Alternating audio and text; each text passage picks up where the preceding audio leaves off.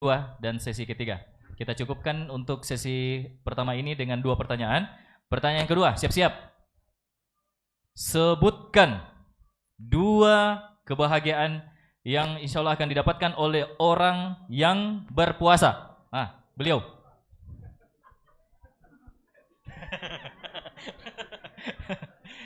Belum bisa selesai soal angkat tangan nih. Masya Allah. Kalau pembalap ini sudah masuk gigi 1, kopling setengah.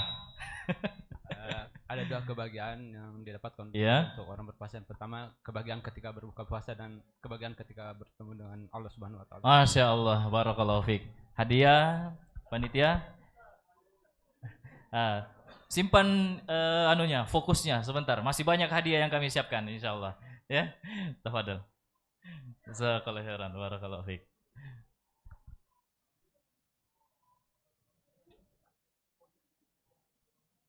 Nanti kita. Baik hadirin wal hadirat yang semoga rahmati Allah Subhanahu wa taala, kami mengingatkan kembali kepada ikhwah sekalian untuk merapatkan barisannya. Mungkin panitia bisa merapikan hidangan yang ada di depan mungkin. Dirapikan dulu.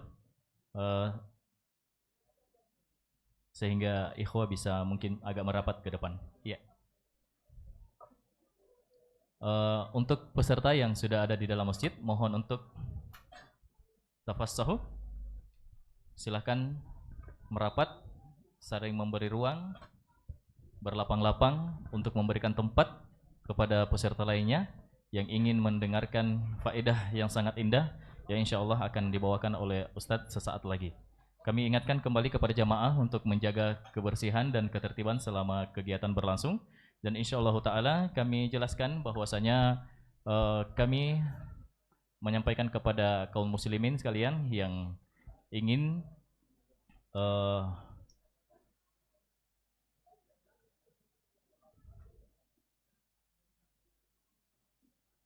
memanfaatkan harta terbaiknya di jalan Allah Subhanahu wa taala. Masjid Imam Muslim ini sebagaimana kita lihat masih dalam proses pembangunan. Insya Allah dari yayasan membuka program donasi pembebasan lahan karena masih ada hal-hal yang butuh di bagian pembebasan lahan, kemudian juga pembangunan masjid. Kemudian insya Allah dana tersebut apa yang antum infakkan di jalan Allah Subhanahu wa taala akan kita gunakan juga pada kegiatan-kegiatan taklim rutin, kegiatan agama lainnya, dan diantaranya menjelang bulan puasa Ramadan nanti akan banyak kajian buka puasa bersama 10 malam terakhir dan juga pelaksanaan sholat id. Baik jamaah kaum muslimin yang dirahmati Allah Subhanahu wa taala, sesaat lagi kita akan mendengarkan materi sesi kedua yang akan dibawakan oleh Al-Ustadz Abu Muawiyah Askari bin Jamal Al-Bugisi hafizahullah ta'ala. Beliau merupakan alumni Timur Tengah, tepatnya di Ma'had Darul Hadis Damat, Yaman. Saat ini beliau juga sebagai mudir atau pimpinan Pondok Pesantren Ibnu Qayyim Balikpapan, Provinsi Kalimantan Timur, dan beliau insyaallah ta'ala akan membawakan kajian yang berjudulkan Al-Quran di Sisi Ulama pada bulan Ramadan. Al-Ustadz telah berada tepat di hadapan kita, dan tidak untuk membuang-buang waktu, kami persilahkan kepada Al-Ustadz dengan hormat. Falyatafadhal.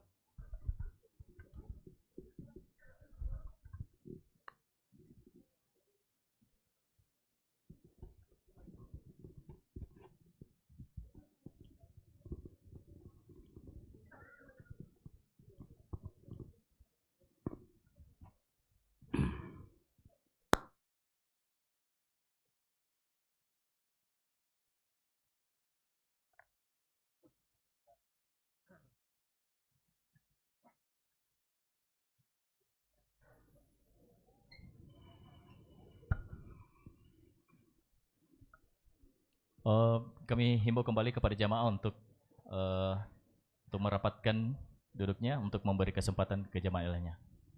Terima kasih.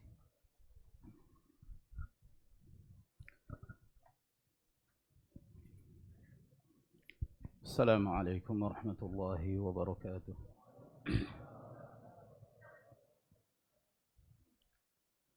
Innal hamdalillah nahmaduhu wa nasta'inuhu wa nastaghfiruh ونعوذ بالله من شرور أنفسنا ومن سيئات أعمالنا من يهده الله فلا مضل له ومن يضلل فلا هادي له وأشهد أن لا إله إلا الله وحده لا شريك له وأشهد أن محمدا عبده ورسوله يا أيها الذين آمنوا اتقوا الله حق تقاته ولا تموتن إلا وأنتم مسلمون يا أيها الناس اتقوا ربكم الذي خلقكم من نفس واحدة وخلق منها زوجها وبث منهما رجالا كثيرا ونساء واتقوا الله الذي تساءلون به والأرحام إن الله كان عليكم رقيبا يا أيها الذين آمنوا اتقوا الله وقولوا قولا سديدا يصلح لكم أعمالكم ويغفر لكم ذنوبكم ومن يطع الله ورسوله فقد فاز فوزا عظيما أما بعد فإن خير الكلام كلام الله عز وجل وخير الهدي هدي محمد صلوات ربي وسلامه عليه وشر الأمور محدثاتها فإن كل محدثة بدعة وكل بدعة ضلالة وكل ضلالة في النار. معاشر المسلمين والmuslimat, para hadirin dan hadirat yang menyempatkan diri untuk menghadiri tabligh akbar pada hari ini di Masjid Al-Imam Muslim, wilayah Pacarakang, Sulawesi Selatan, yang semoga Allah Subhanahu wa taala menambah kemuliaan dan keberkahannya. Pada pagi hari ini menjelang siang hari, hari yang ke-27 dari bulan Sya'ban tahun 1447 Hijriyah. Ini berarti dalam hitungan hari ke depan kita akan segera memasuki bulan yang dinantikan oleh kaum muslimin yang cinta dengan ibadah, yang cinta kepada Allah Subhanahu wa taala, yang merindukan untuk memperbanyak amalan saleh, yang mengharapkan maghfirah, ampunan dan rahmat dari Allah Subhanahu wa taala, dan mengharapkan untuk menjadi bahagian dari hamba-hamba Allah yang dibebaskan dari api neraka, sebagaimana yang telah disebutkan oleh Rasul sallallahu alaihi wasallam di dalam hadisnya yang sahih. Beliau mengatakan, walillahi utaqa'u minan nar wa dzalika kullu lailah, dan Allah Jalla wa Ala menetapkan di antara hamba-hambanya ada yang dibebaskan dari api neraka, dan itu selalu ada pada setiap malam Ramadan. Tentu kita berharap semoga Allah Subhanahu wa taala menjadikan kita termasuk di antara hamba-hambanya yang meraih keutamaan ini dengan bersungguh-sungguh dalam beribadah, memperbanyak amalan salih baik di siang hari Ramadan, demikian pula di malam harinya, dan lebih terkhusus lagi semoga Allah Jalla wa'ala memudahkan kita untuk menghidupkan satu malam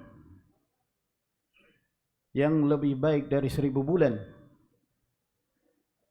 Lailatul Qadar, yang Rasulullah sallallahu alaihi wasallam menyebutkan di dalam hadis yang sahih yang diriwayatkan oleh Imam Ahmad dari hadis Abu Hurairah radhiyallahu anhu, wa fihi lailatun khairun min alfi syahrin faman hurima khairaha faqad hurim. Di bulan itu terdapat satu malam yang lebih baik dari 1000 bulan. Barang siapa yang dicegah dari kebaikan untuk meraih keutamaan di malam tersebut, maka sungguh dia telah tercegah dari kebaikan yang sangat besar. Sungguh merugi seorang hamba, dan sungguh hina seorang hamba yang diberi kesempatan oleh Allah Subhanahu wa taala dan kesehatan untuk memasuki bulan suci Ramadan, namun pada saat dia meninggalkan bulan Ramadan, dia tidak berhasil meraih ampunan dari Allah Subhanahu wa taala. Inilah yang diingatkan oleh Sayyiduna Rasulullah sallallahu alaihi wasallam, Sayyidul Anbiya wal Mursalin, di dalam hadisnya yang diriwayatkan oleh Imam Tirmidzi. Beliau mengatakan, wa raghima anfu rajulin dakhala alaihi Ramadan thumma salakha qabla an yughfara lahu. Dan sungguh merugi seorang hamba, dia diberi kesempatan untuk memasuki bulan suci Ramadan, lalu ketika dia keluar meninggalkan Ramadan dalam kondisi dosa-dosanya tidak diampuni Allah Subhanahu wa taala. Oleh karena itu, ma'asyiral muslimin rahimakumullah, sepantasnya bagi setiap mukmin untuk menyambut bulan suci Ramadan dengan sukacita, dengan penuh semangat untuk meraih ampunan Allah Subhanahu wa taala dan meraih derajat yang tinggi di sisinya. Semoga kita termasuk di antara mereka. Man shama Ramadhana imanan wa ihtisaban ghufira lahu ma taqaddama min dhanbihi. Barang siapa yang berpuasa Ramadan dengan iman dan mengharapkan pahala dan ridha Allah Subhanahu wa taala, diampuni segala dosa-dosanya yang telah lalu. Dalam riwayat yang lain, muttafaqun alaih, man qama ramadhana imanan wa ihtisaban ghufira lahu ma taqaddama min dhanbihi. Barang siapa yang menegakkan ibadah di bulan Ramadan dengan iman dan mengharapkan ridha Allah, diampuni segala dosanya yang telah lalu. Man qama lailatul qadri imanan wa ihtisaban ghufira lahu ma taqaddama min dhanbihi. Siapa yang menegakkan ibadah di malam Lailatul Qadar dengan iman dan mengharapkan ridha Allah, maka diampuni seluruh dosa-dosanya yang telah lalu. Oleh karena itu, ma'asyiral muslimin rahimakumullah, dianjurkan bagi seorang mukmin untuk bersemangat dalam beramal saleh, melebihi semangatnya di luar bulan suci Ramadan.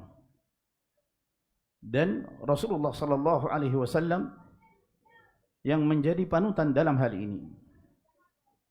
dalam beribadah, di dalam salat, dalam membaca Al-Quran Karim, dalam berderma dan berbuat kebaikan secara umum.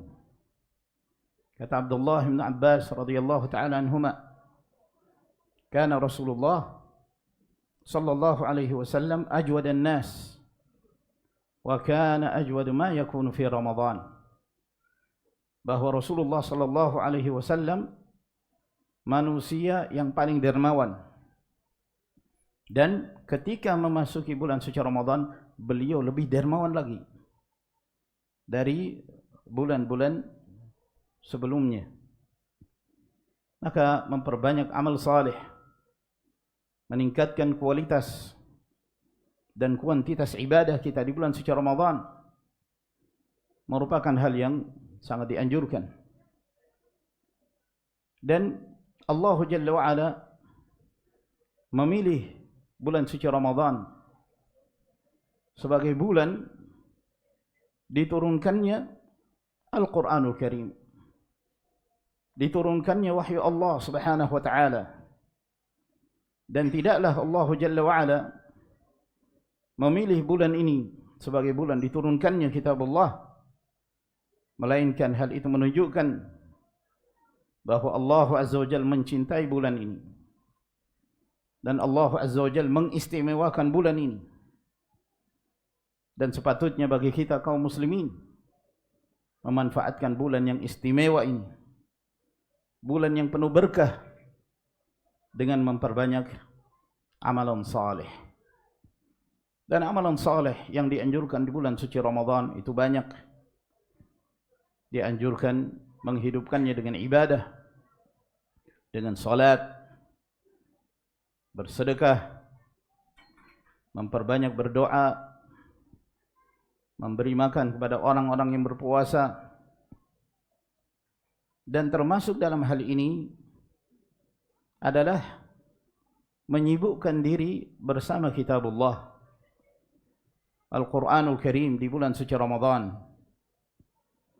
Allah Jalla wa'ala berfirman, syahrul Ramadan alladhi unzila fihi al-Quran hudan linnasi wa bayyinatin minal huda wal furqan. Bulan suci Ramadan adalah bulan yang diturunkan padanya Al-Quranul Karim, yang di dalamnya berisi hidayah, hujjah-hujjah dan penjelasan yang membedakan antara yang hak dan yang batil. Al-Hafidh Ibn Kathir rahimahullah ta'ala, tatkala beliau menjelaskan ayat ini, beliau menerangkan bahwa Allah Jalla wa'ala di dalam ayat ini memuji bulan puasa ini, bulan Ramadan, dari bulan-bulan yang lainnya, di mana Allah Azza wa Jalla memilih bulan ini sebagai bulan diturunkannya Al-Quranul Karim.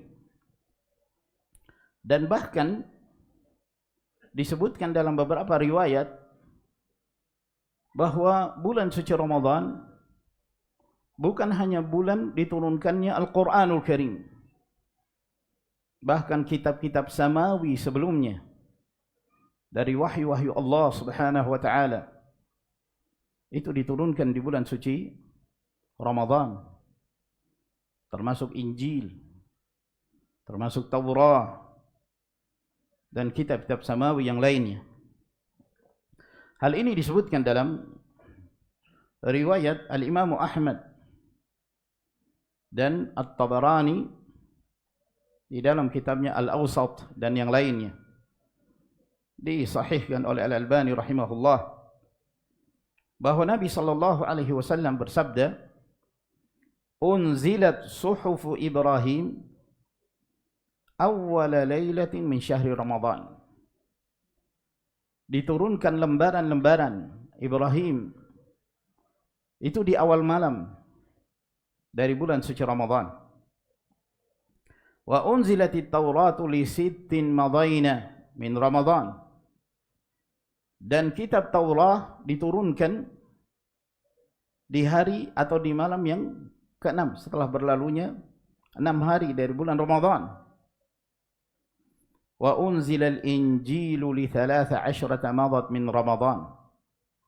Dan kitab Injil diturunkan itu setelah berlalu 13 hari dari bulan suci Ramadan. Wa unzilaz zabur li 18 khalat min Ramadan. Dan diturunkannya kitab Zabur itu setelah berlalu 18 hari juga di bulan suci Ramadan. Wa unzilal Qur'anu li 14 khalat min Ramadan. Dan diturunkannya Al-Qur'anul Karim setelah berlalu 14 hari dari bulan suci Ramadan. Jadi kitab-kitab samawi sebelum Al-Quranul Karim, Allah Jalla wa'ala juga menurunkannya di bulan suci Ramadan. Hal ini menjelaskan kepada kita keistimewaan bulan suci Ramadan ini. Ketika Allah Azza wa Jalla memilih kitab-kitabnya, wahyu-wahyunya diturunkan pada bulan tersebut. Oleh karena itu, ma'asyiral muslimin rahimakumullah, termasuk di antara amalan yang sangat dianjurkan di bulan suci Ramadan adalah membiasakan bersama kitabullah, bersama Al-Quranul Karim di bulan suci Ramadan, baik di siang hari, demikian pula di malam hari, dan memperbanyak tilawatu kitabillahi azza wa jal. Membaca Al-Quranul Karim di malam hari itu lebih afdal dari membacanya di siang hari. Dalam hadis yang diriwayatkan oleh Bukhari dan Muslim dari hadis Ibn Abbas radhiyallahu taala anhuma, ketika beliau menjelaskan kedermawanan Nabi sallallahu alaihi wasallam di bulan suci Ramadan, wa kana ajwada ma yakunu fi syahri Ramadan. Beliau lebih dermawan lagi ketika memasuki bulan suci Ramadan. Inna Jibril alaihi salam kana yalqahu fi kulli sanatin fi Ramadan hatta yansalikha. Jibril alaihi salam mendatangi Rasulullah sallallahu alaihi wasallam setiap tahun di bulan suci Ramadan. Dan itu setiap malam sampai selesainya bulan Ramadan. Apa yang dilakukan oleh Jibril alaihi salam? Faya'ridu alaihi Rasulullah sallallahu alaihi wasallam Al-Quran. Maka Rasulullah sallallahu alaihi wasallam membacakan kepada Jibril Al-Quran. Dalam riwayat yang lain, fayudarisuhul Quran, mempelajari Al-Quran Al-Karim. Apakah Jibril yang membaca kepada Nabi sallallahu alaihi wasallam atau sebaliknya? Fa idza laqiyahu Jibrilu kana Rasulullah sallallahu alaihi wasallam ajwada bil khairi minar rihil mursalah. Dan apabila Jibril menemui Nabi sallallahu alaihi wasallam, maka Rasulullah alaihi salatu wasallam itu lebih dermawan dari angin yang berhembus. Maksudnya ini menggambarkan betapa dermawannya Rasulullah sallallahu alaihi wa alihi wasallam di bulan suci Ramadan, dan lebih terkhusus ketika bertemu dengan Jibril alaihi salam. Al-Hafidh Ibn Rajab Al-Hambali rahimahullahu ta'ala ketika beliau menyebutkan faidah dari hadis ini, bahwa di antara faidah hadis Ibn Abbas ini, ketika Ibn Abbas menyebutkan ada mudarasah, ada saling mengajarkan Al-Quran antara Jibril dengan Rasulullah sallallahu alaihi wasallam, dan itu terjadi di malam hari, yadullu ala istihbabil ikthari minat tilawati fi Ramadhan laylan. Ini menunjukkan dianjurkannya untuk memperbanyak tilawatul Quran di bulan suci Ramadan di malam hari. Fa innal laila tanqati'u fihi syawagil, karena biasanya di malam hari seorang telah beristirahat dari berbagai macam kesibukan. Beda halnya dengan siang hari. Biasanya mereka sibuk dengan aktivitas dunianya. Namun di malam hari seorang fokus, jauh dari berbagai macam kesibukan. Wa tajtami'u fihi al-himam, dan semangat itu lebih fokus.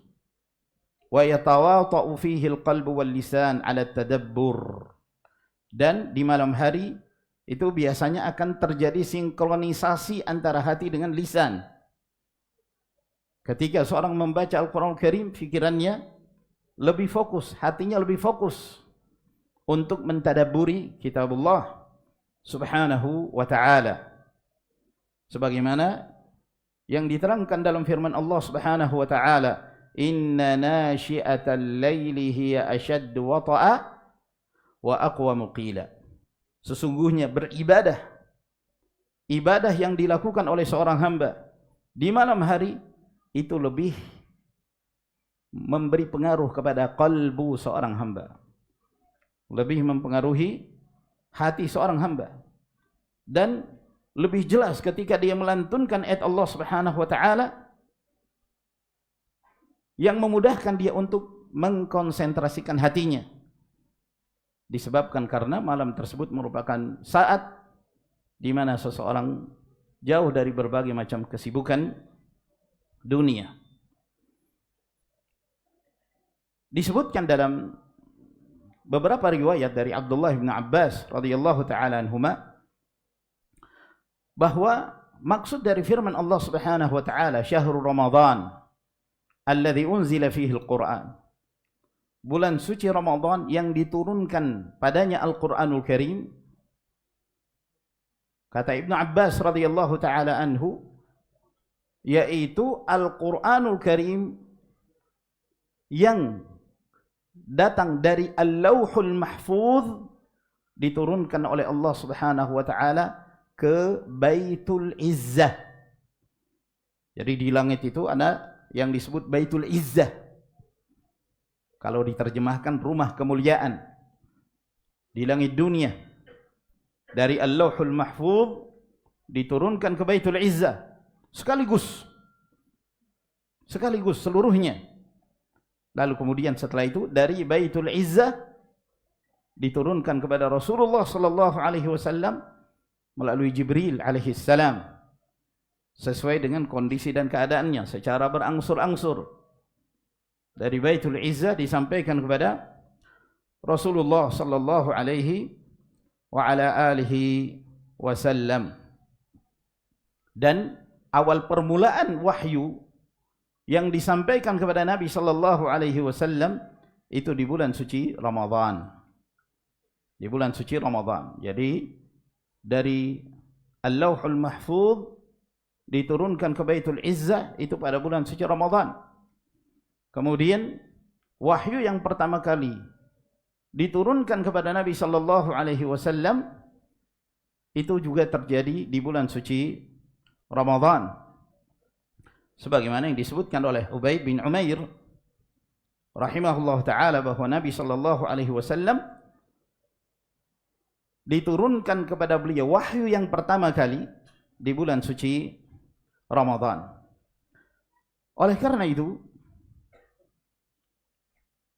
diturunkannya kitabullah azza wa jalla di bulan suci Ramadan. Bertemunya Rasulullah sallallahu alaihi wasallam di bulan suci Ramadan. Setiap malam dibacakan Al-Qur'anul Karim pada malam itu. Ini menjelaskan kepada kita anjuran menghidupkan bulan suci Ramadan dengan kitabullah subhanahu wa ta'ala di siang hari atau di malam hari. Jika memungkinkan seseorang menghidupkannya di malam hari, maka itu lebih afdal. Dan menghidupkan Al-Qur'anul Karim di malam hari bisa dengan dua cara. Cara yang pertama, membacanya di dalam salat. Pada qiyamul lail, salatul tarawih. Dan cara yang kedua, membacanya di luar salat. Dan Rasulullah sallallahu alaihi wasallam menjadi qudwah, menjadi teladan dalam hal ini. Nabi sallallahu alaihi wasallam memanfaatkan salatul lail dengan memperpanjang bacaan Al-Qur'anul Karim. Saking panjangnya bacaan Rasulullah sallallahu alaihi wasallam sehingga Aisyah radhiyallahu taala anha ketika menjelaskan sifat salat lailnya Nabi alaihi salatu wasallam, bahwa beliau mengerjakan salatul lail di bulan suci Ramadan dan di luar bulan suci Ramadan tidak melampaui 11 rakaat. Lalu apa kata Aisyah radhiyallahu anha? Shalla arba'an fala tas'al an husnihinna wa tulihinna. Beliau mengerjakan salat 4 rakaat tanpa perlu kamu bertanya tentang bagusnya salat Nabi dan panjangnya salat Rasul sallallahu alaihi wasallam. Enggak usah kamu tanyakan itu. Artinya panjang salat Nabi dan bagus salat Nabi sallallahu alaihi wasallam. Lalu beliau salat 4 rakaat yang berikutnya. Tidak perlu kamu menanyakan panjang dan bagusnya salat Rasul sallallahu alaihi wasallam. Dan ini juga dibuktikan oleh Hudzaifah ibn al-Yaman radhiyallahu taala anhuma. Disebutkan dalam riwayat al-Imam Ahmad, kata Hudzaifah, aku pernah mendatangi Nabi sallallahu alaihi wasallam di satu malam dari malam Ramadan. Maka beliau pun berdiri untuk memulai salatnya. Maka beliau bertakbir, Allahu Akbar. Lalu beliau membaca Dzul Malakuti wal Jabaruti wal Kibriyai wal Azamah. Setelah itu beliau memulai bacaan Salatul Lail. Apa yang beliau baca? Beliau membaca suratul Baqarah. Lalu beliau melanjutkan dengan surah An-Nisa. Lalu beliau melanjutkannya dengan surah Ali Imran. Hitung sendiri berapa juz itu. Dalam riwayat yang lain disebutkan ketika Hudzaifah bermakmum di belakang Nabi sallallahu alaihi wasallam, Nabi memulai salatnya dengan baca suratul Baqarah. Dalam hati Hudzaifah, mungkin di ayat yang ke-100 beliau ruku. Sampai ayat yang ke-100 lanjutkan. Beliau berpikir mungkin ketika selesai Al-Baqarah beliau ruku. Ternyata beliau melanjutkannya ke surah An-Nisa. Lalu beliau melanjutkannya ke surah Ali Imran. Itu dalam 1 rakaat. Dalam 1 rakaat. Apakah beliau membaca dengan bacaan yang cepat? Ternyata tidak. Kata Hudzaifah, la yamurru bi ayati takhfif illa waqafa indaha. Tidaklah beliau melewati ayat yang di dalamnya Allah Subhanahu wa taala mengingatkan tentang dahsyatnya api neraka, dahsyatnya siksaan Allah Subhanahu wa taala, melainkan beliau berhenti memohon perlindungan kepada Allah. Melewati ayat tentang rahmat beliau berhenti memohon rahmat kepada Allah Subhanahu wa taala. Bacaan Nabi tartil. Tidak seperti bacaan sebagian mereka, salat tarawihnya 20 rakaat atau 23 rakaat 5 menit. Viral gitu. Senang karena menjadi populer. Orang banyak yang bermakmum di belakang imam ini karena begitu cepatnya sholatul lail itu selesai. Ya, lebih cepat lebih baik. Mungkin itu slogannya. Allahul musta'an. Salatnya Nabi sallallahu alaihi wasallam tidak demikian. Lalu kata Hudzaifah, kemudian Nabi sallallahu alaihi wasallam ruku' dan beliau mengucapkan subhana rabbiyal azim mithla ma kana qa'ima. Lamanya seperti lamanya beliau berdiri. Duh, enggak bisa dibayangkan. Ruku' loh, ruku'. Lalu beliau bangkit mengucapkan sami Allahu liman hamidah rabbana lakal hamd mithla ma kana qa'ima, seperti pada saat beliau berdiri pertama. Lalu beliau sujud membaca subhana rabbiyal a'la seperti pada saat beliau berdiri. Kemudian beliau mengangkat kepalanya, duduk di antara 2 sujud, mengucapkan Rabbighfirli seperti pada saat beliau di saat berdiri. Sujud terus seperti itu yang disifatkan oleh Hudzaifah radhiyallahu taala anhu dari salat Nabi sallallahu alaihi wasallam. Kata Hudzaifah, Nabi sallallahu alaihi wasallam ketika itu beliau tidak mengerjakan salat kecuali 2 rakaat hingga datang Bilal lalu menginfokan bahwa telah tiba waktu salat subuh. Berarti semalam suntuk salatnya Rasulullah sallallahu alaihi wasallam. Itulah 11 rakaatnya Nabi sallallahu alaihi wasallam kalau beliau mengerjakan 11 rakaat.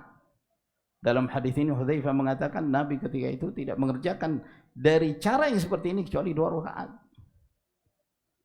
Allahu akbar. Jadi ma'asyiral ikhwah rahimakumullah, di dalam hadis ini menjelaskan kepada kita bahwa dianjurkan menghidupkan malam itu dengan qiyamul lail dan memperpanjang tilawatu kitabillah, memperpanjang membaca Al-Qur'anul Karim.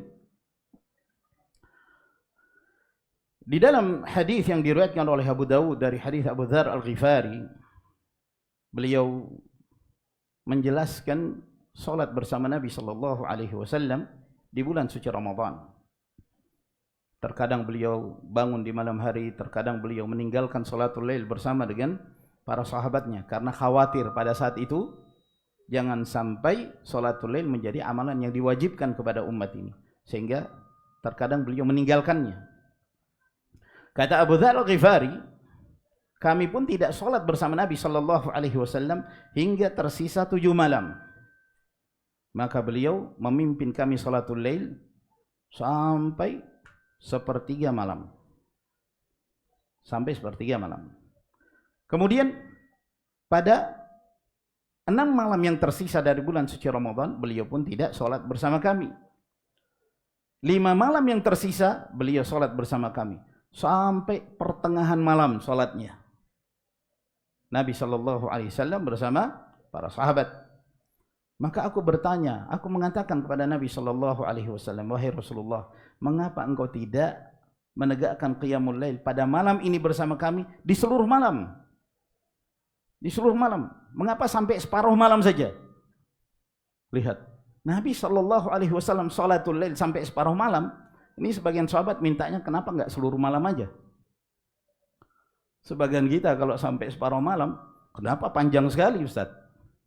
Kenapa panjang sekali bacaan imamnya? Iya kan? 1 jam itu terasa lama bagi sebagian. Allahul musta'an. Kata Nabi sallallahu alaihi wasallam, "Innar rajula idza shalla ma'al imami hatta yansarifa husiba lahu qiyamul lailah." Seseorang apabila dia salat bersama imam hingga imamnya selesai, maka dicatat baginya bahwa dia mengerjakan salat semalam suntuk. Dalil ini dijadikan hujjah oleh para ulama, anjuran untuk mengerjakan qiyamul lail, salatut tarawih bersama imam di masjid secara berjamaah dan tidak meninggalkan masjid kecuali setelah imam selesai mengerjakan salatul lail secara menyeluruh sampai mengerjakan witir. Barang siapa yang mengerjakan salatul lail bersama imam di bulan suci Ramadan hingga selesai, maka dicatat baginya bahwa dia mengerjakan salatul lail semalam suntuk. Lalu Abu Dzar melanjutkan kisahnya. Pada 4 malam terakhir beliau tidak salat bersama kami. Pada saat 3 malam terakhir dari bulan suci Ramadan, maka Nabi sallallahu alaihi wasallam mengumpulkan keluarganya, mengumpulkan istrinya, mengumpulkan yang lain dari kaum muslimin. Lalu kami pun salat bersama pada malam itu seluruh malam sampai kami mengkhawatirkan kami sudah tidak mendapatkan waktu untuk makan sahur. Hatta khashina ayyafutana al-falah, kata Abu Dzar.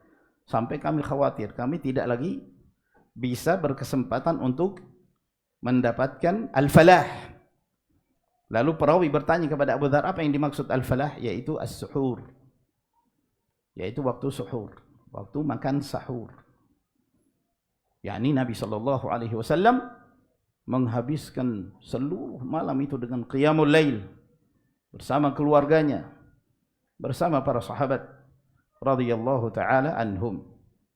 Oleh karena itu Al-Imam Ahmad rahimahullah taala beliau berhujjah dengan hadis ini bahwa mengerjakan salatul tarawih bersama imam di masjid secara berjamaah itu lebih afdal. Dan ini termasuk di antara permasalahan khilaf di kalangan para ulama. Mana yang lebih afdal? Apakah salatul lail di awal malam secara berjamaah di masjid kaum muslimin itu lebih afdal berdasarkan hadis ini, atau memilih untuk salat al-lail di rumah? Karena sebagian para ulama mengatakan yang afdal di rumah berdasarkan hadis Nabi sallallahu alaihi wasallam, afdalu salatil mar'i fi baitihi illa al-maktubah. Seutama-utama salat seseorang dikerjakan di rumah kecuali salat wajib. Dan salatul lail, salatul tarawih termasuk salat sunnah. Walhasil terjadi khilaf. Al-Imam Ahmad rahimahullah taala beliau memilih untuk beramal dengan hadis ini, salat bersama kaum muslimin, dan beliau tidak kembali kecuali apabila imam telah menyelesaikan salatnya. Dan seseorang melihat mana yang lebih baik untuk hatinya, mana yang lebih membuatnya khusyuk. Kadang-kadang salat di rumah lebih baik daripada salat di masjid, apalagi kalau pelaksanaan salat di masjidnya seperti yang kita sebutkan tadi itu, yang viral itu, yang menyebabkan seorang tidak mampu mengerjakan secara khusyuk. Kalau dia mengerjakan di rumah, dia lebih tenang. Apalagi kalau dia penghafal Al-Quranul Karim, dia ingin memurajah Al-Quran, membacanya dengan tadabbur. Maka seorang melihat mana yang lebih maslahat untuk hatinya, mana yang lebih mendekatkan dirinya kepada Allah Subhanahu wa taala. Jangan pula kemudian seseorang mengatakan, kalau begitu saya memilih pendapat salat di rumah. Akhirnya dia memilih salat di rumah dan tidak salat tarawih secara berjamaah di masjid. Lalu datang berbagai macam gangguan di rumah. Anaknya tersibukkan dengan hal-hal yang lain. Akhirnya datang rasa kantuk, kebablasan sampai subuh. Tidak sempat dia mendirikan malam itu dengan ibadah. Ini kerugian. Jadi biasanya kalau seorang mengerjakan salatul lail secara berjamaah di masjid itu lebih semangat karena bersama yang lain. Intinya bahwa seorang berupaya untuk memanfaatkan malam-malam Ramadan dengan beribadah kepada Allah Subhanahu wa taala. Oleh karena itu ma'asyiral muslimin rahimakumullah, kita melihat bagaimana Rasulullah sallallahu alaihi wasallam memanfaatkan malam Ramadan dengan memperbanyak bacaan Al-Qur'anul Karim pada salatul lail. Atau di luar salatul lail membacanya. Disebutkan dalam hadis yang diriwayatkan oleh Ibnu Hibban dari Abdullah bin Amr bin Al-As radhiyallahu taala anhuma bahwa Rasulullah sallallahu alaihi wasallam bersabda, "Man qama bi ashri ayatin lam yuktab minal ghafilin wa man qama bi mi'ati ayatin kutiba minal qanitin wa man qama bi alfi ayatin kutiba minal muqantirin."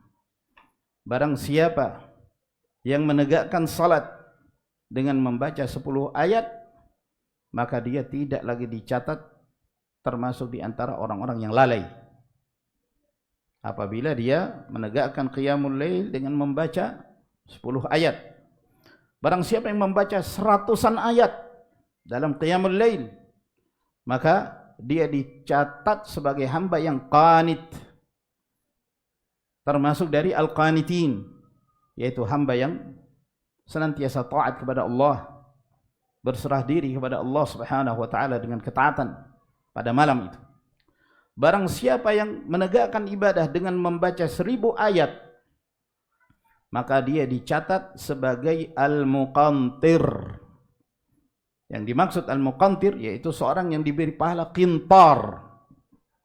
Qintar itu asalnya adalah harta yang melimpah ruah, harta yang sangat banyak, qintar.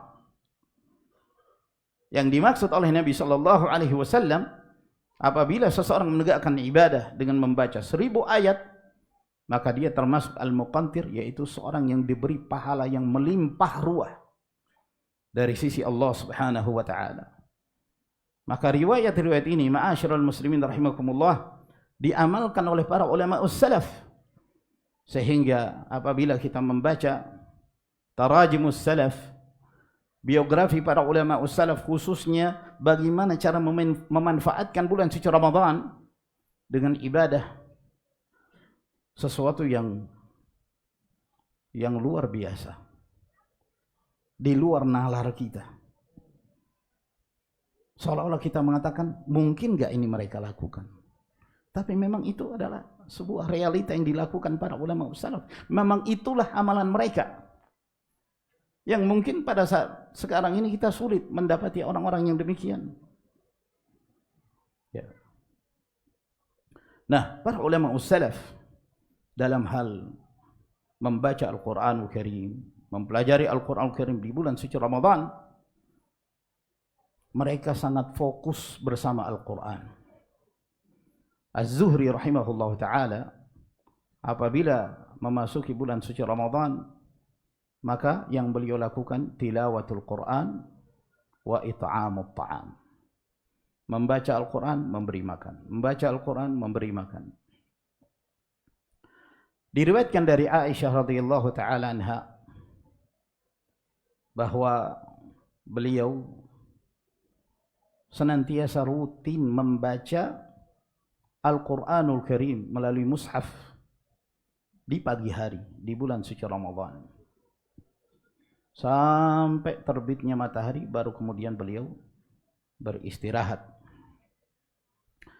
Diterangkan oleh Sufyan rahimahullah bahwa Zabid al-Yami apabila telah memasuki bulan suci Ramadan, maka beliau menghadirkan mushaf di hadapannya untuk mempersiapkan diri, dan beliau mengumpulkan para sahabatnya agar juga mereka ikut bersemangat menghidupkan Al-Quranul Karim di bulan suci Ramadan. Diterangkan oleh Al-Hafidh Ibn Rajab Al-Hambali rahimahullah bahwa para ulama salaf dahulu, mereka menghidupkan Ramadan dengan memperbanyak membaca Al-Quranul Karim, baik di dalam salat maupun di luar salat. Seperti Al-Aswad bin Yazid An-Nakhai, beliau membaca Al-Quranul Karim, mengkhatamkan Al-Quran setiap 2 malam di bulan suci Ramadan. Tiap 2 malam khatam, tiap 2 malam khatam, tiap 2 malam khatam. Qatadah Ibn Di'amah As-Sadusi rahimahullah, di luar bulan Ramadan tiap 7 hari khatam, setiap pekan khatam.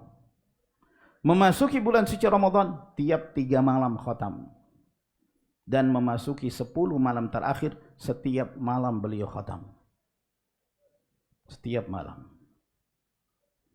Dan diriwayatkan bahwa Imam Syafi'i rahimahullah, beliau selama bulan suci Ramadan beliau mengkhatamkan Al-Quranul Karim sebanyak 60 kali. 60 kali. Kalau hari-hari Ramadan 30 hari, berarti sehari berapa? 2 kali khatam. Subhanallah. Sesuatu yang luar biasa, menunjukkan mereka memfokuskan bulan suci Ramadan dengan Al-Quran Al-Karim.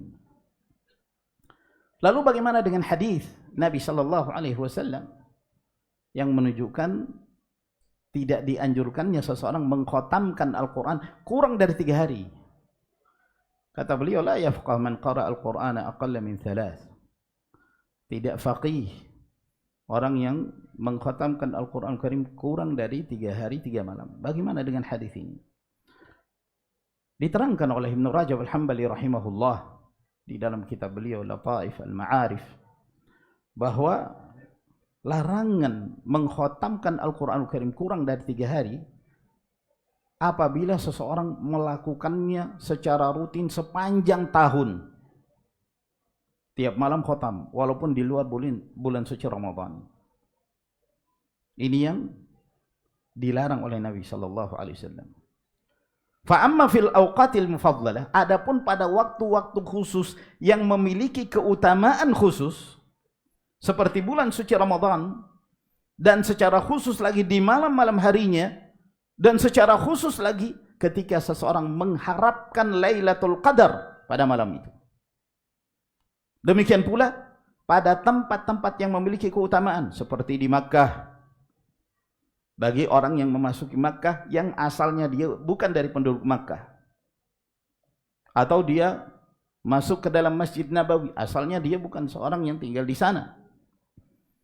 Kata beliau, adapun di waktu-waktu tertentu yang memiliki keutamaan khusus, dan di tempat-tempat tertentu ini yang memiliki keutamaan khusus, fayustahabbul iktharu fiha min tilawatil Qur'an ightinaman lizzamani wal makan.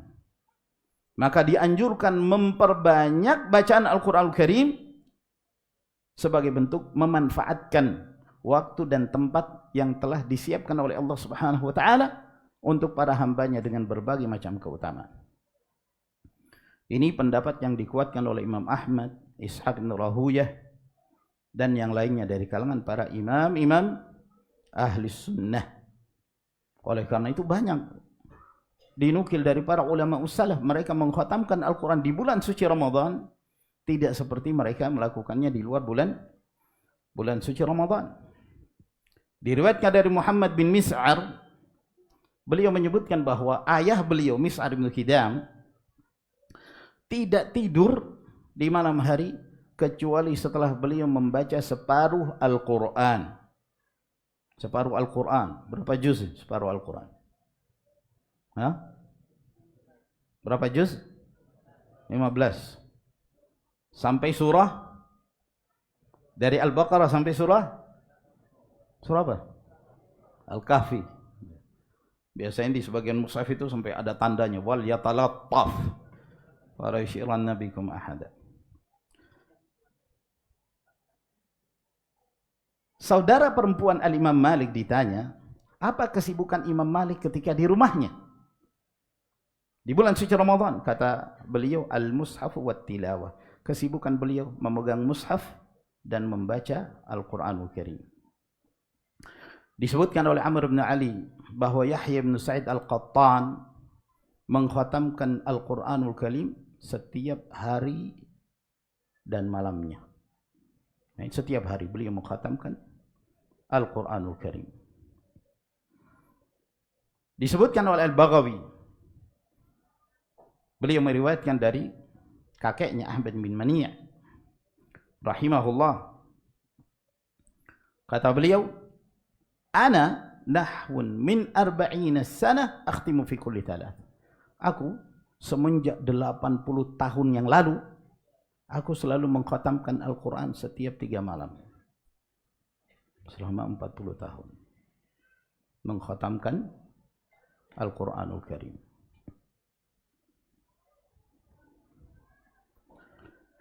Diriwayatkan bahwa Muhammad bin Ismail rahimahullah ta'ala, beliau mengkhatamkan di bulan suci Ramadan setiap hari. Dan beliau membaca pada salatul tarawih setiap 3 malam beliau mengkhatamkan Al-Quranul Karim. Termasuk di antara yang masyhur riwayat tentang mengkhatamkan Al-Quran di malam hari, itu diriwayatkan dari Utsman ibn Affan radhiyallahu ta'ala anhu dengan sanad yang sahih. Diriwayatkan oleh Abu Bakar bin Abi Syaibah dan yang lainnya, bahwa Utsman ibn Affan pernah mengkhatamkan Al-Quranul Karim ketika beliau mengerjakan 1 rakaat. Jadi seluruh malam itu beliau hanya mengerjakan 1 rakaat dan beliau menghabiskan bacaan Al-Quranul Karim dalam 1 rakaat tersebut.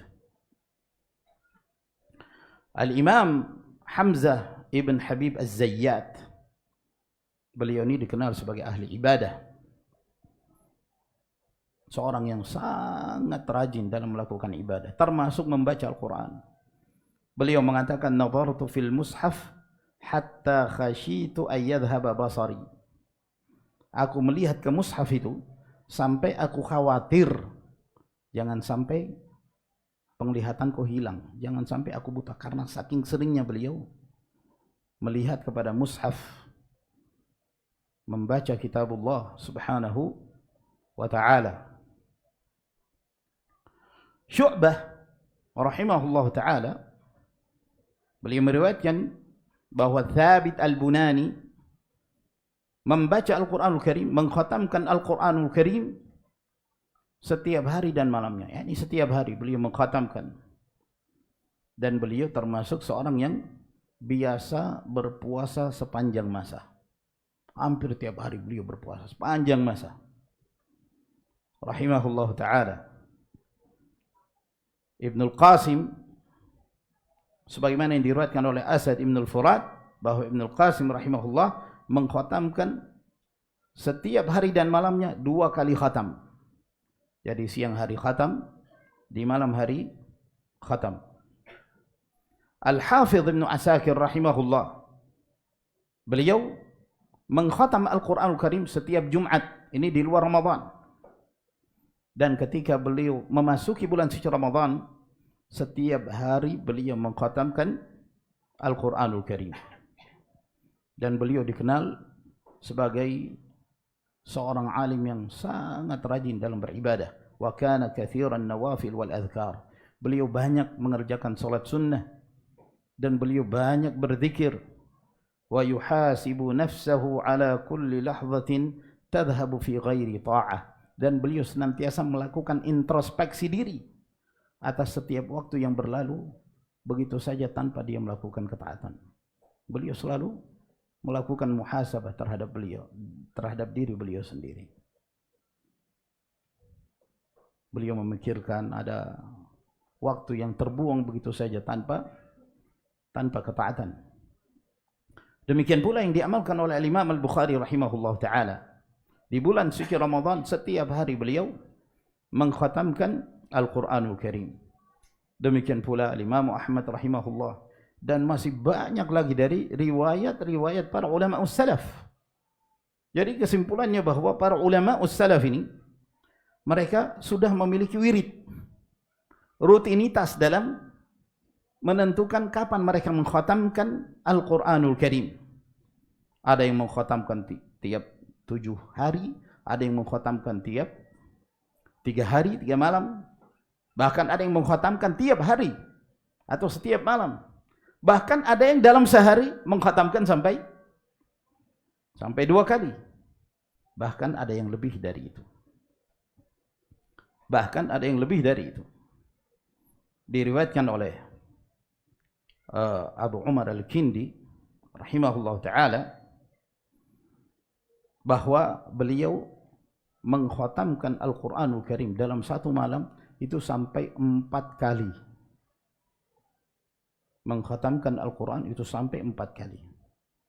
Abu Bakar bin Abi Dawud juga diriwayatkan beliau mengkhatamkan dalam satu malam itu sampai 4 kali khatam.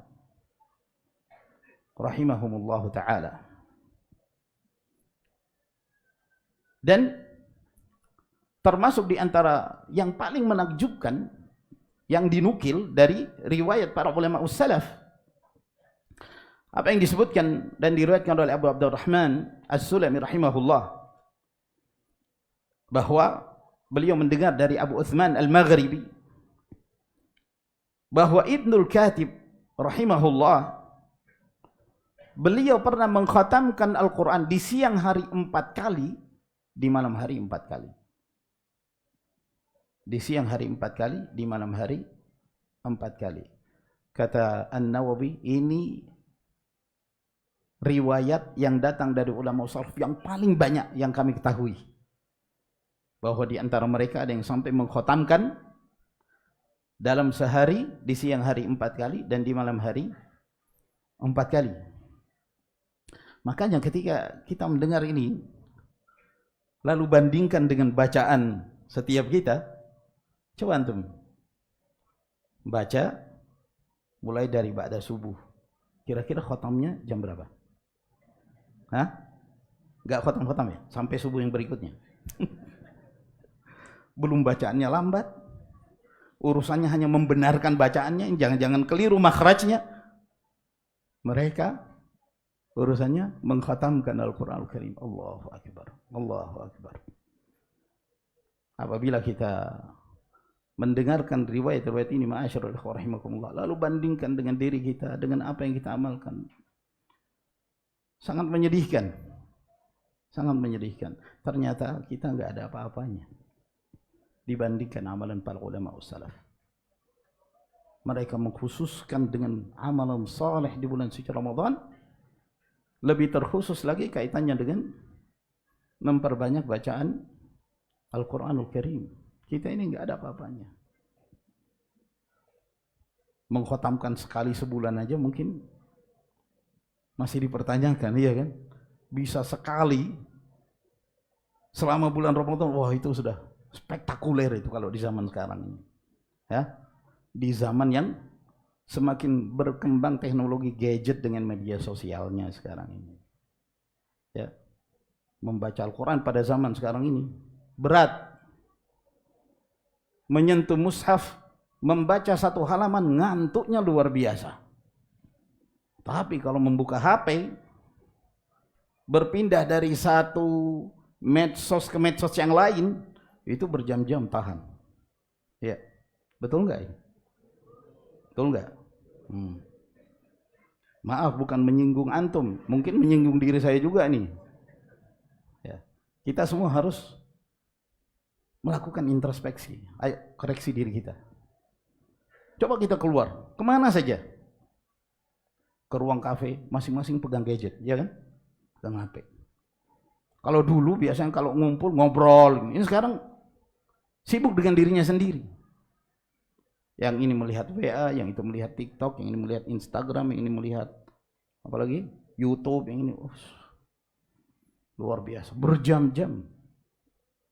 Tahan, mau tidur lihat dulu HP-nya, iya kan? Sebelum beristirahat. Seringkali seorang lupa membaca doa, baca zikir sebelum tidur. Melalaikan. Gadget ini melalaikan. Ma'asyiral muslim rahimakumullah.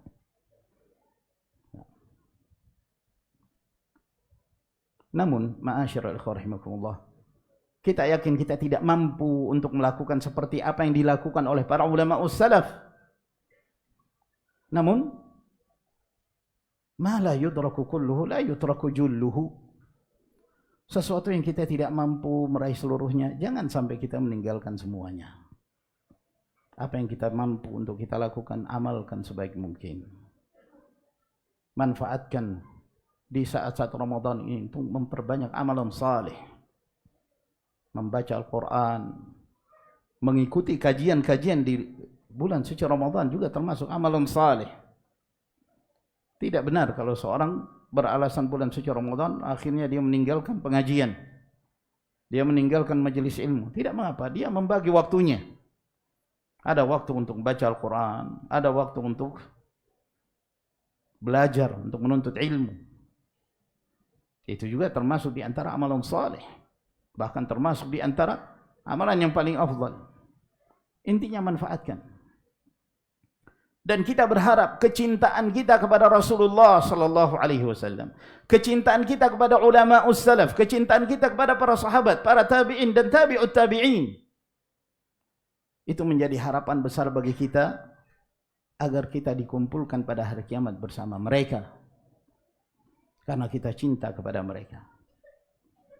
Dalam riwayat Al-Imam Al-Bukhari dari hadis Anas radhiyallahu taala anhu, bahwa ada seorang datang kepada Rasulullah sallallahu alaihi wasallam. Dia mengatakan, wahai Rasulullah, kapankah terjadi hari kiamat? Kapan terjadi hari kiamat?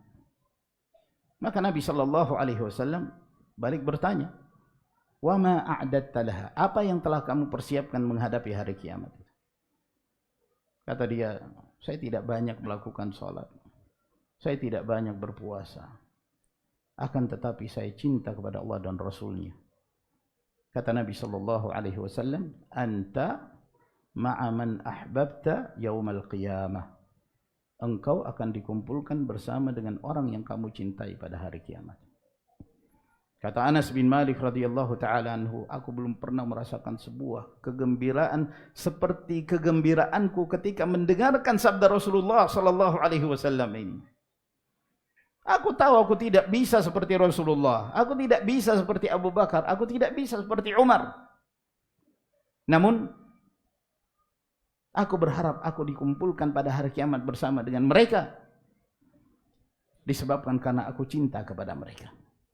Itu pula yang kita katakan. Tetap semangat dalam beramal saleh dan tetap mencintai Rasulullah sallallahu alaihi wasallam, mencintai para sahabat, mencintai para tabi'in dan tabi'ut tabi'in, imam-imam sunnah. Walaupun kita tidak mampu beramal seperti apa yang mereka amalkan, kita berupaya untuk mengikuti jejak mereka. Walaupun kita menyadari kelemahan iman kita, ketidakmampuan kita untuk berjalan plek seperti apa yang mereka amalkan, seperti kisah-kisah yang telah kita sebutkan tadi, sesuatu yang bagi kita mungkin terasa sangat berat sekali. Namun manfaatkan waktu kita yang berlalu, manfaatkan masa-masa di bulan suci Ramadan untuk menghidupkan kitabullah subhanahu wa ta'ala. Terjadi perselisihan di kalangan para ulama, mana yang lebih afdal, membaca Al-Quran dengan cara tartil, tapi yang dibaca sedikit, tapi dia membaca dengan tenang, apalagi disertai dengan tadabbur, atau membaca Al-Quranul Karim dengan cara cepat, dengan cara hadar. Mana yang lebih afdal? Kalau dilihat dari sisi cepatnya, banyak bacaan, ketika seorang membaca Al-Quran Al-Karim dengan mempercepat bacaannya, maka dia akan melewati banyak huruf-huruf di dalam Al-Quranul Karim. Dan Rasulullah sallallahu alaihi wasallam mengatakan apa? Man qara'a harfan fi kitabillahi falahu bihi hasanah, wal hasanatu bi asyri amthaliha. La aqulu alif lam mim harfun walakin alifun harfun wa lamun harfun wa mimun harfun. Barang siapa yang membaca satu huruf dalam kitabullah, maka dia mendapatkan satu kebaikan. Satu kebaikan bernilai 10 kebaikan. Aku tidak mengatakan seorang membaca alif lam mim maka dia meraih satu kebaikan. Namun alif satu kebaikan, lam satu kebaikan, dan mim satu kebaikan. Artinya apa? Semakin banyak huruf-huruf Al-Quranul Karim yang dibaca, maka pahalanya semakin besar, semakin banyak. Dalam hadis yang diriwayatkan oleh At-Tirmidzi, Ad-Darimi, Al-Hakim dari Ibnu Abbas radhiyallahu taala anhuma, bahwa ada seorang datang kepada Nabi sallallahu alaihi wasallam. Dia mengatakan, wahai Rasulullah, ayyul a'mali afdal? Amalan apakah yang paling afdal? Maka Nabi alaihi salatu wasallam menjawab, al-halul murtahil. Al-halu al-murtahil adalah seorang yang ketika dia tiba, dia lanjut. Ketika tiba, lanjut. Maka Nabi sallallahu alaihi wasallam ditanya, apa yang dimaksud al-halul murtahil? Kata beliau, yadribu min awwalil Qur'an ila akhirih wa min akhirih ila awwalih.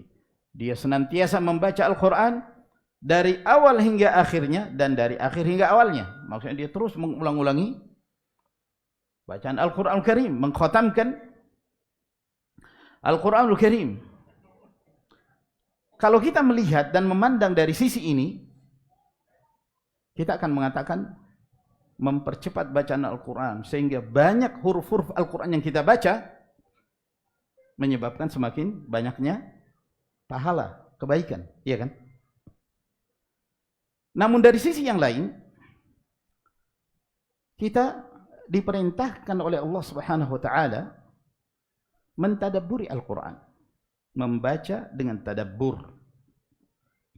Kitabun anzalnahu ilaika mubarakun liyadabbaru ayatihi.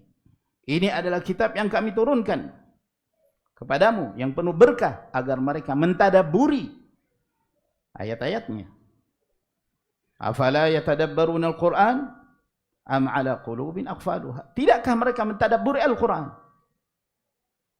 Ataukah hati-hati mereka telah terkunci, tidak lagi mampu untuk memahami, menghayati Al-Qur'an Al-Karim. Dari sisi ini kita dianjurkan membaca Al-Qur'an Al-Karim dengan tadabbur. Apabila seseorang membacanya dengan cepat, menyulitkan dia untuk mentadabburi ayat-ayat Allah Subhanahu wa taala. Sehingga membaca dengan tartil, membaca dengan tenang, dengan cara tadabbur, berupaya untuk menghayati, memahami makna-makna yang terkandung di dalam ayat-ayat Allah Subhanahu wa taala. Nah, inilah yang menjadi perselisihan para ulama. Mana yang lebih afdal, membaca dengan semangat untuk mengkhatamkan atau membaca dengan perlahan tapi disertai dengan bacaan tadabbur? Abdullah bin Mas'ud, Abdullah bin Abbas radhiyallahu taala anhuma, dan yang bersama keduanya, mereka berpandangan bahwa membaca dengan tartil disertai dengan tadabbur, walaupun sedikit yang dibaca, itu lebih afdal dari membaca dengan bacaan yang cepat. Dengan berhujjah ayat tadi, perintah untuk mentadabburi ayat-ayat Allah Subhanahu wa taala. Karena tujuan dari membaca ayat-ayat Al-Qur'an adalah memahaminya, mengetahui makna dan kandungannya, lalu kemudian mengamalkannya. Bagaimana cara kita bisa mengamalkan isi Al-Qur'an Al-Karim kalau kita tidak membaca dengan cara tadabbur? Jadi mereka ini berpandangan lebih afdal seseorang membaca yang disertai dengan mentadabburi Al-Qur'an Al-Karim. Karena sekedar membaca Al-Qur'an tanpa tadabbur itu bisa dilakukan oleh selain kaum mukminin. Orang munafik bahkan bisa memperbanyak bacaan Al-Qur'an Al-Karim. Bukankah Nabi sallallahu alaihi wasallam menyebutkan, "Wa mathalul munafiq alladhi yaqra'ul Qur'an kamathalir raihanah rihuha tayyibun wa ta'muha murrun." Perumpamaan orang munafik yang rajin membaca Quran itu seperti raihana, seperti bunga raihana. Baunya harum, tapi ketika dirasa pahit. Luarnya aja yang harum. Luarnya baca Quran gitu, tapi hatinya kemunafikan. Orang munafik juga ada yang memperbanyak bacaan Al-Qur'an Al-Karim. Oleh karena itu kata beliau bahwa secara umum manusia dalam hal iman dan Al-Quran itu ada 4 golongan. Ada ahlul Quran wal iman. Ada orang yang rajin membaca Quran dan dia punya iman. Ini orang yang paling afdal. Yang kedua, ada orang yang sebaliknya, tidak punya Quran, tidak punya iman. Tidak membaca Al-Quran dan tidak punya keimanan. Yang ketiga, ada orang yang rajin membaca Al-Quran namun tidak memiliki iman. Seperti yang disebutkan, seorang yang munafik. Dan yang keempat, ada orang yang diberi iman namun dia tidak diberi Al-Quran. Punya iman tapi tidak membaca kitab Allah Subhanahu wa ta'ala. Maka sebaik-baik petunjuk adalah petunjuk Nabi sallallahu alaihi wasallam. Dan kita berupaya untuk menjadi golongan yang pertama yang memiliki iman dan menjadi ahlul Quran. Sehingga dengan membaca Al-Quran itu menambah keimanan. Wa idza tuliyat alaihim ayatuhu zadatuhum imanan. Ketika dibacakan ayat-ayat Allah menambah keimanan. Ketika seorang membaca dengan tadabbur, itulah yang menambah keimanan. Ini pandangan yang pertama. Sebagian para ulama mengatakan memperbanyak bacaan itu lebih afdal. Nah, seperti yang dikuatkan oleh para pengikut mazhab Syafi'i. Dan mereka menukil dari al-Imam Asy-Syafi'i rahimahullah ta'ala. Ibnul Qayyim rahimahullah ketika menjelaskan permasalahan ini dalam kitabnya Zadul Ma'ad, beliau mengatakan yang benar dalam pandangan ini, kata beliau, inna thawaba qira'ati tartili wat tadabbur ajal wa arfa'u qadran. Pahala orang yang membaca Al-Quran dengan tartil, dengan pelan, yang disertai dengan tadabbur, itu lebih tinggi kedudukannya. Nilainya lebih baik. Wa thawaba kathratil qira'ah aktsaru adadan. Sementara orang yang memperbanyak membaca Al-Quran Al-Karim lebih banyak dari sisi jumlah hurufnya. Yang dihitung satu huruf, satu kebaikan. Fal awal kaman tasaddaqa bi jawharatin 'azimah aw a'taqa 'abdan qimatuhu nafisatun jiddan. Orang yang pertama yang membaca Al-Quran dengan tadabbur itu seperti orang yang bersedekah dengan permata atau mutiara yang mahal sekali harganya. Mahal. Sekali dia berinfak, em-eman. Sekali berinfak, nilainya sangat tinggi sekali. Atau seperti seorang yang memerdekakan hamba sahaya yang memiliki nilai yang sangat istimewa. Ini orang yang membaca Quran dengan tadabbur. Ya, bacaannya berkualitas gitu.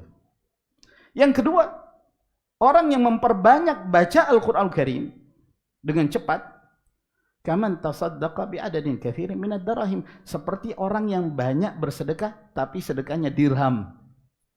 Dirham itu ya mata uang paling rendah gitu. Ya. 5.000, 5.000, kan 10.000, tapi yang kecil-kecil gitu. Ini sekali sedekah M, 1 M misalnya. Bisa difahami ya?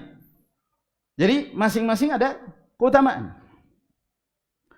Namun seperti apa bacaan Nabi sallallahu alaihi wasallam? Dalam Sahihul Bukhari, Qatadah bertanya kepada Anas bin Malik radhiyallahu anhu, seperti apa sih bacaannya Nabi sallallahu alaihi wasallam itu? Kata beliau, kana yamuddu madda, bahwa Nabi sallallahu alaihi wasallam membaca Al-Quran itu dengan mat, memperhatikan panjang-panjangnya, mat-matnya. Maksudnya apa? Tidak dibaca dengan cepat. Lalu dipermisalkan oleh Anas bin Malik seperti apa bacaan Nabi sallallahu alaihi wasallam ketika beliau membaca Bismillahirrahmanirrahim. Itu dibaca dengan mat, ada panjangnya atau ada matnya. Ya. Bismillah ada mat, Ar-Rahman ada mat, Ar-Rahim artinya beliau memperhatikan itu panjang pendeknya dalam membaca Al-Quran Al-Karim. Ini menunjukkan bahwa seseorang apabila hendak mengikuti bacaannya Nabi sallallahu alaihi wasallam, bacaannya itu tartil gitu. Ada seorang datang kepada Ibnu Abbas, dia mengatakan, aku ini orang kalau membaca Al-Quran cepat bacaannya, sehingga terkadang aku membaca Al-Quran, aku menyelesaikannya dalam satu malam, satu kali mengkhatam, atau bahkan sampai 2 kali. Kata Ibnu Abbas radhiyallahu ta'ala anhuma, la an aqra'a suratan wahidah a'jabu ilayya min an af'ala dzalika alladhi taf'al. Aku membaca satu surah dengan tadabbur, dengan pelan, dengan penuh penghayatan, itu lebih aku sukai daripada aku melakukan seperti yang kamu lakukan ini dengan bacaan yang cepat. Fa in kunta fa'ilan wala budda faqra qira'atan tusmi'u udhunaika wa ya'iha qalbuk. Namun kalau terpaksa memang kamu harus ingin membaca dengan cepat, bacalah dengan cara engkau memperdengarkan ke kedua telingamu dan difahami oleh hatimu. Sehingga yang kita fahami, dahulu para ulama, bacaan mereka cepat tapi disertai dengan tadabbur. Mereka membaca, mereka paham isinya. Mereka membaca dengan tadabbur. Itu yang kita ketahui dari apa yang diamalkan oleh para ulama salaf. Kata Abdullah bin Mas'ud radhiyallahu anhu, la tahudzul Qur'ana hadza asy-syi'r wa la tanthuruhu nathra ad-daqal waqifu 'inda ajaibihi wa harriku bihi al-qulub wa la yakun hammu ahadikum akhir as-surah. Jangan kalian membaca Al-Quran dengan cara yang cepat seperti membaca syair. seperti baca syair. Jadi beliau mencela seorang membaca Al-Quran dengan cepat. Namun kata beliau, berhentilah ketika menemukan ayat-ayat yang penuh keajaiban di dalamnya. Gerakkanlah hatimu ketika membaca Al-Quran. Membaca dengan lisan, namun masukkan ke dalam hati. Menggerakkan hati untuk mentadabburi, menghayati ayat-ayat Allah Subhanahu wa ta'ala. Dan jangan menjadi fokus perhatianmu ketika membaca Al-Quran akhir surah. Kapan tamat, kapan tamat. Jangan itu yang menjadi fokus utamamu. Jadikan fokus utamamu membaca Al-Quran dengan tadabbur.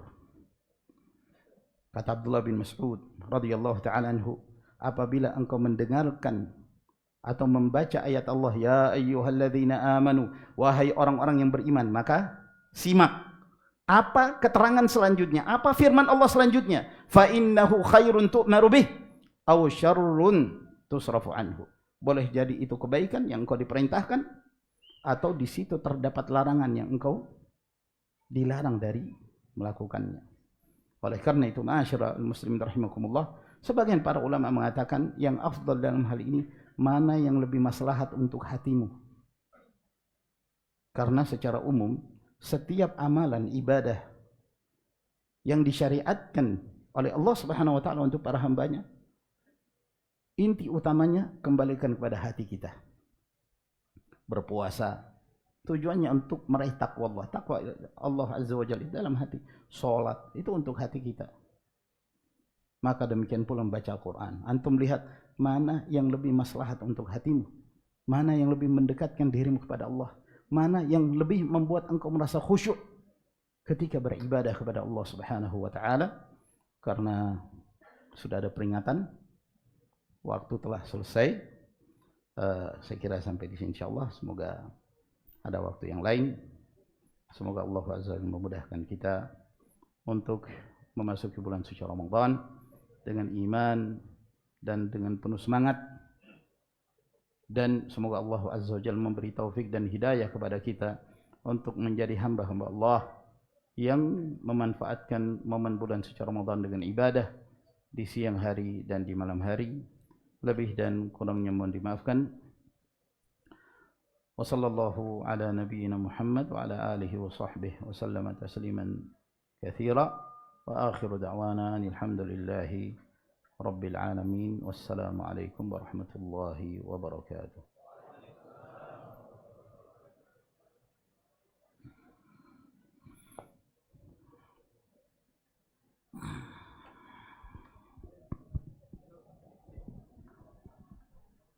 Cek. Alhamdulillahirrabbilalamin. Demikianlah baru saja kita dengarkan bersama tausiah yang sangat menakjubkan tentang bagaimana kita memanfaatkan Al-Quran di sisi para ulama pada bulan Ramadan. Masya Allah, Ustadz, mungkin masih banyak yang Ustadz ingin sampaikan, cuma kembali keterbatasan waktu yang ada. Insya Allah, jika ada kesempatan, insya Allah Ustadz akan mengisi di beberapa masjid.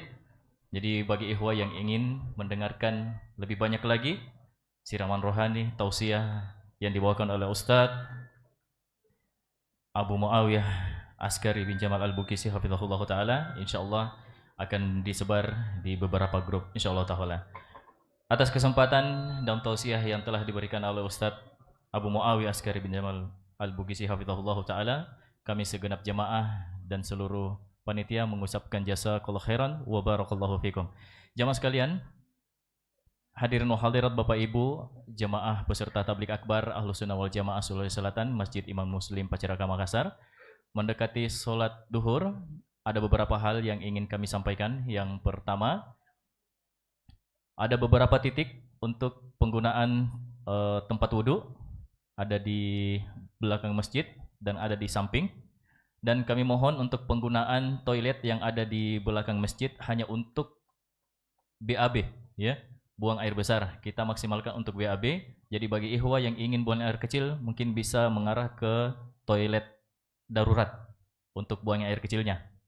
Dan penyampaian yang kedua, insyaallah taala setelah sholat duhur kami harapkan seluruh jamaah tidak ada yang beranjak dari shafnya masing-masing karena makanan akan dibagi pada saat setelah pelaksanaan sholat sunnah.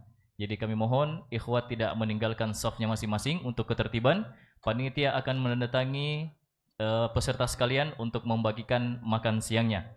Dan penyekrian selanjutnya kami mohon kepada seluruh jamaah untuk menjaga kebersihan. Dan untuk khusus peserta akhwat, ada toilet di rumah sebelah selatan itu disiapkan 2. Ya.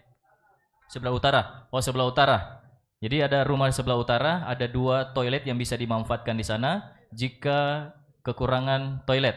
Jadi silahkan panitia akhwat mohon diarahkan dengan dibantu panitia ikhwah untuk akhwat yang merasa kekurangan toilet mungkin bisa diarahkan ke rumah tersebut. Baik, mendekati waktu sholat duhur, insya Allah masuk pada pukul 12.15.